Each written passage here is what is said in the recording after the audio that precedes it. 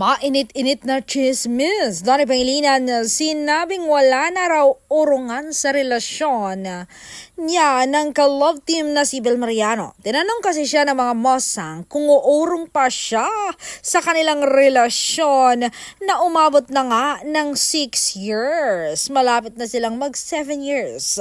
Pinagdiinan niyang hindi. Hindi, wala nang urungan to. Hindi na ako makakahanap ng gaya ni Bel. Pag pinakawalan ko pa siya, never akong kakalas sa relasyong ito. Itaga nyo sa bato.